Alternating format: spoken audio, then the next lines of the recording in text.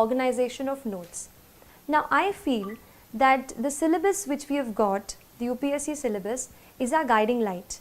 It will tell you at every step कि आपको क्या इम्पॉर्टेंट है और क्या नहीं है. इसलिए एक UPSC सिलेबस की कॉपी मैंने अपने स्टडी टेबल पर हमेशा रखी.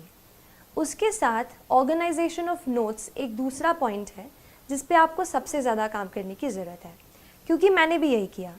अपने नोट्स को मैंने अपने सिलेबस को अलग अलग टॉपिक्स में हम डिवाइड जैसे कर लेते हैं वैसे डिवाइड किया, और हर टॉपिक को मैंने एक अलग फोल्डर बनाया.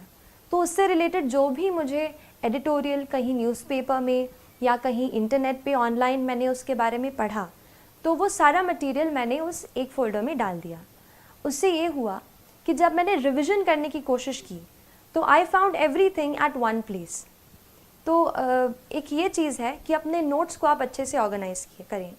ये काम आपको स्पेशली ज़्यादा ऑप्शनल में आएगा, क्योंकि ऑप्शनल में भी जैसे मेरा ऑप्शनल सोशियोलॉजी था, तो उसमें ये सब्जेक्ट मेरे लिए नया था, लेकिन उसके सिलेबस के साथ मैं उसको हमेशा सिलेबस को साथ रखा मैंने, और प्रीवियस ईयर के पेपर्स को मैंने देखती रही मैं.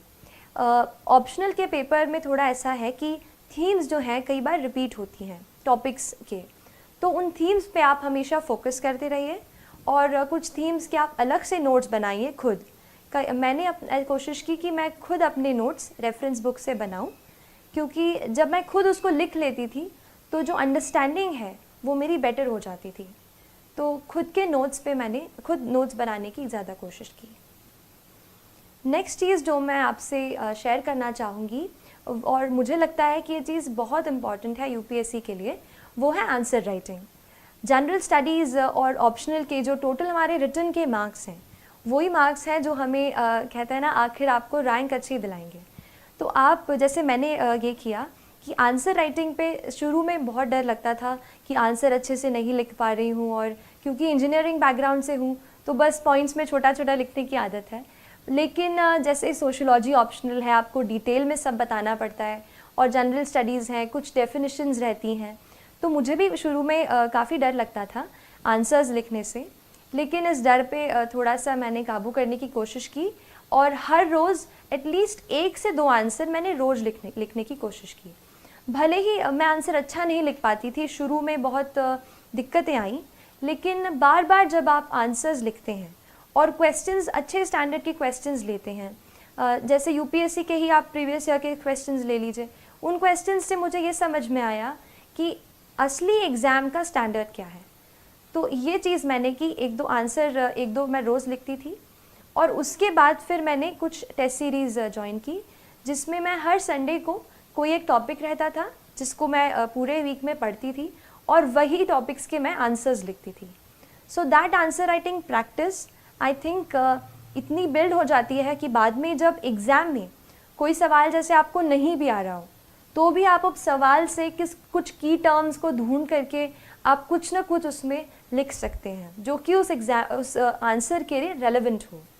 तो ये क्योंकि कॉम्पिटिटिव एग्ज़ाम है, आपको 1 या आधा मार्क एक्स्ट्रा स्टील करना है, तो इसके लिए आप कोशिश करें कि अपनी रीडिंग वाइड रखें और आंसर राइटिंग की बहुत सारी प्रैक्टिस करें. आंसर राइटिंग की अगर बात कर रही हूँ तो ये बता देती हूँ कि थोड़ा सा मैंने कोशिश की कि कुछ ऐसे सॉल्ट जैसा अपने आंसर में ऐसा स्प्रिंकल करूँ कि आंसर की क्वालिटी अच्छी हो जाए और एग्जामिनर थोड़ा एक्स्ट्रा मार्क्स दे दे. तो इसके लिए मैंने कोशिश की, जैसे फैक्ट्स कहीं से अपन जैसे न्यूज़पेपर पढ़ते हैं, कोई फैक्ट्स पढ़ते हैं, उसको मैंने पहले एक बुक में अलग से नोट कर लिया था. वो फैक्ट्स फिर मैंने एग्ज़ाम के बहुत जल्दी पहले ही एग्ज़ाम के जस्ट पास में ही मैंने वो लर्न कर लिए वो फैक्ट्स. फिर जैसे कुछ क्वेश्चंस ऐसे हैं जहाँ पर हम कुछ डेफिनेशंस लिख सकते हैं, तो जब आप आंसर को शुरू करते हैं तो आप उस डेफिनेशन से स्टार्ट कर सकते हैं. इसके अलावा कुछ कमेटी की रिपोर्ट्स होती हैं, जैसे ARC रिपोर्ट्स होती हैं, या फिर एक और बहुत इम्पॉर्टेंट रिसोर्स जो मैंने बहुत ही ज़्यादा यूज़ किया है वो है नीति आयोग का 3-year एक्शन एजेंडा. ये जो एक डॉक्यूमेंट है, इसमें आपको गवर्नमेंट की सारी स्कीम्स एक जगह पर मिल जाएंगी. So you understand the perspective of the government. और वो मैंने पूरा डॉक्यूमेंट, उसमें काफ़ी टाइम लगा पढ़ने को, बट जब मैंने एक बार पढ़ लिया था तो काफ़ी कुछ मैं उसका अपनी आंसर्स में कोट कर पाई. तो जो भी गवर्नमेंट के डॉक्यूमेंट्स हों, जैसे इकोनॉमिक सर्वे आता है, बजट आता है, ये आप बिल्कुल अच्छे से पढ़ें, मैंने भी पढ़ा और इसको फिर मैंने कोशिश की कि आंसर में लिखूं। इसके अलावा मैंने आंसर्स में कुछ इंटरनेशनल इंडेक्सेस हम पढ़ते हैं, जैसे एनवायरमेंटल प्रोटेक्शन इंडेक्स है, वर्ल्ड इकोनॉमिक फोरम की बहुत सारे इंडेक्स हैं जो अभी न्यूज़ में रहती हैं। तो उस इंडेक्स में इंडिया की जो भी रैंकिंग रही है, आप उसको भी अपने आंसर्स में जहाँ रेलेवेंट हो वहाँ कोट कर सकते हैं। और एक और लास्ट चीज़, आंसर्स में आप थोड़ा सा कहीं फ्लो चार्ट या कहीं इंडिया का मैप, ऐसे भी आप घर से प्रैक्टिस, पहले से जब आप आंसर राइटिंग करते हो आप उसमें प्रैक्टिस करो। मैंने एक शीट में जो भी मुझसे लगा कि ये यूज़ हो पाएगा, मैंने एक जगह पे सारी ड्राइंग्स ऐसे फ्लो चार्ट्स इकट्ठा कर लिए थे और वही फिर मैं रिवाइज़ करके आंसर हॉल में, जो भी राइटिंग हॉल था, वहाँ गई। तो उससे मुझे लगता है कि आंसर्स मैं अच्छे लिख पाई और तय वक्त में, यानी जो हमें 3 आवर्स का टाइम मिलता है, उसमें मैंने कोशिश की कि मैं सारे आंसर्स जो है वो कंप्लीट करके आऊँ। ये जो कॉपीज़ हैं ये आप iscore.in पर देख सकते हैं। इसके अलावा करंट अफेयर्स बेस्ड स्टडी, इस पे भी मैं थोड़ी सी बात करना चाहूँगी आपसे। मैंने ये किया कि क्योंकि ज़्यादा ह्यूमैनिटीज़ का बैकग्राउंड नहीं था, तो जो भी करंट अफेयर्स में मैं पढ़ती थी, जैसे कई बार कोई इम्पॉर्टेंट न्यूज़ जो है, जैसे इलेक्शन है, प्रेसिडेंशियल इलेक्शंस हैं, तो उस पर बहुत सारे आर्टिकल्स आप देखोगे कि न्यूज़पेपर में आते हैं। वहीं से मैंने एडिटोरियल्स के नोट्स बनाए, उनको इकट्ठा किया और करंट अफेयर्स से ही मैंने कोशिश की कि पेपर 2 यानी GS2 और GS3 की मैक्सिमम प्रेपरेशन, मैं कहूँगी कि मैंने न्यूज़पेपर्स, आर्टिकल्स ऑनलाइन जो आपको मिल जाएंगे, अच्छे आर्टिकल्स अच्छी वेबसाइट्स के, न्यूज़पेपर्स के, वहाँ से मैंने कोशिश की कि GS2 और GS3 के आंसर्स मैं वहाँ से कवर कर सकूँ। बाकी GS1 में तो काफ़ी पार्ट जो है स्टैटिक है, जैसे हिस्ट्री, जियोग्राफी, वर्ल्ड हिस्ट्री, तो इसके लिए स्टैंडर्ड बुक्स ही मैंने रेफ़र की थी।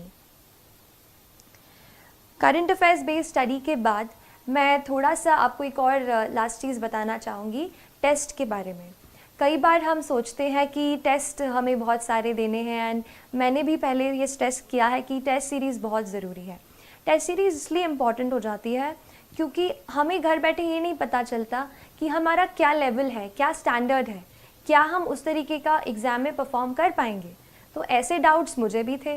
टेस्ट देके मुझे ये पता चला कि ऑल इंडिया लेवल पर या जो भी आप इंस्टीट्यूट का ले रहे हैं उस लेवल पर आपकी क्या स्टैंडिंग है। तो इसके लिए आप टेस्ट ज़रूर लगाने की कोशिश करें। लेकिन इसमें एक और चीज़ मैं ऐड करूँगी, टेस्ट हम काफ़ी देते हैं, जैसे मान लीजिए प्रीलिम्स का टेस्ट है, हम 100 क्वेश्चंस तो अटैम्प्ट कर लेते हैं, लेकिन उसके बाद इतने एग्जॉस्ट हो जाते हैं कि उसको रिवाइज़ ही नहीं करते। ये मत कीजिए। मैंने बहुत जब ये गलती की, बाद में रियलाइज़ हुआ कि कई क्वेश्चंस फिर से ऐसे आ गए जो मैंने पहले कर चुके थे पर मैंने उनको पढ़ा नहीं था। तो आप ये करो, और मैंने ये किया था कि पहले मैंने जैसे एग्ज़ाम दे दी, 2 घंटे में हमने पहले क्वेश्चन सारे सॉल्व कर लिए। उसके बाद आप घर जाके अपने जहाँ आप पढ़ते हैं सारे क्वेश्चन को एक एक करके फिर से पढ़िए, जो भी उनका सोर्स है वहाँ से पढ़िए, उसको रिवाइज़ कीजिए, या फिर मैंने उसको अलग एक कॉपी में नोट कर लिया था, जो भी इम्पॉर्टेंट पॉइंट्स मुझे टेस्ट से मिलते थे, फिर उसको मैंने अलग से रिवाइज़ किया। तो ऐसे टेस्ट बहुत इम्पॉर्टेंट हैं क्योंकि एक कंडेंस्ड फॉर्मेट में आपको एक जगह पे सारी चीज़ें मिल जाएंगी।